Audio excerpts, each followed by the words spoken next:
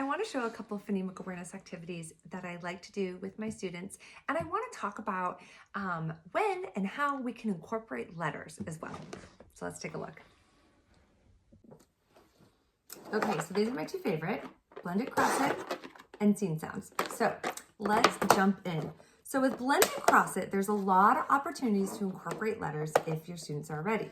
So super simple, each student gets a board and you're going to say a word, but you're gonna not actually say the word, you're gonna just segment the sounds. So let's say I wanted to say pen, I would say, find the word p, e, n.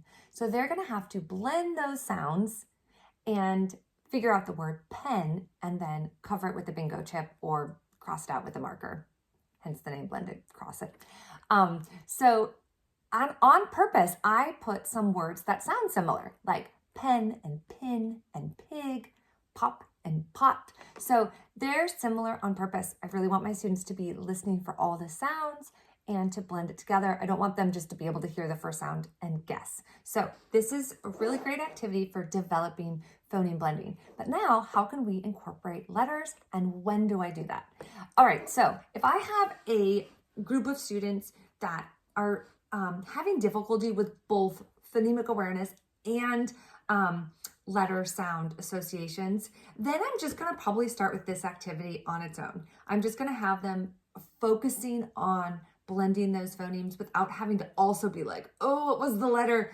But if we have a group of students or even a few students in my group who are learning their letters and especially they know the letter P, they know most of the letters in here, then a way that you could incorporate is by just saying, okay, after we do pen, what's the first sound in pen? They would say P, and then maybe give them a little whiteboard and say, write the letter that spells P on your whiteboard. And so then they would write the P on their whiteboard. So you're incorporating letters. And now these all start with P. So the beauty of that is we're making P over and over, but then you can do the last sound. What's the last sound in pot? And you can help them by, something I do is I put my finger on the table and I say, watch where I tap my finger, pot.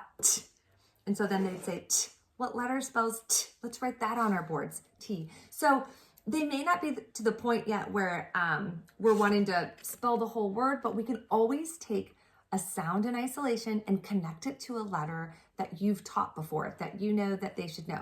If they don't know it, so let's say you have someone in your group who's like, oh, I can't remember the letter P, that's when you're gonna make sure you have your letter sound cards that have a keyword picture on it. So you can show them the card, say the letter, say the keyword, say the sound, have them repeat it, and then have them write it on their boards so they're getting that repetition. So that's a way to incorporate letters while your focus is phoneme blending. Now, soon your students will get to the point where they can spell the whole word. And the great thing is that if you're doing this as a whole group activity and maybe you have this under your document camera and you're having your students blend the sounds and maybe say the word to a partner, then you can differentiate by having some students write just one of the sounds in the word, and then you could have other students who are ready write the whole word.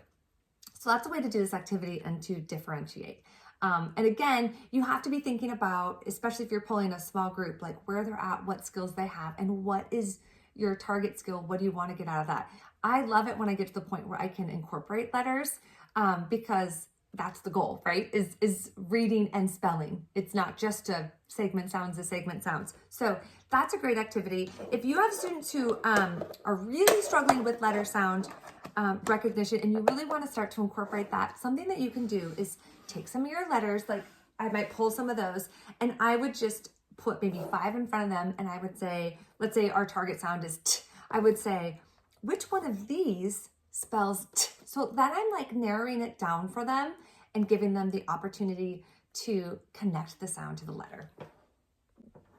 That was long-winded, but I have one more to show you. Scene sounds. Same idea, but it's like a cute little scene.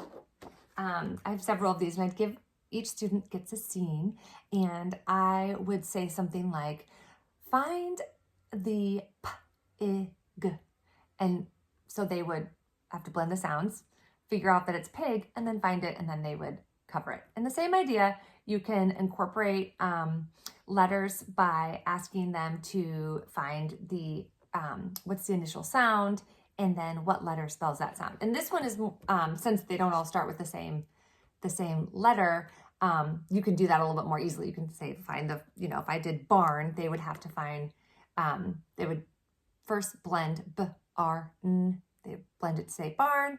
Then I would ask them, what's the first sound in barn? So then they're identifying the first sound, which is another phonemic awareness skill. And then because they're isolating that sound, and then what letter spells that sound, and then they're having to write the sound. So that's a way to incorporate letters, and you're working on those phonemic awareness skills. I also, in the group, I do a few, and then sometimes I like to pick a student who wants to choose a word. So they're doing the segmenting, and then the rest of the group is doing the blending.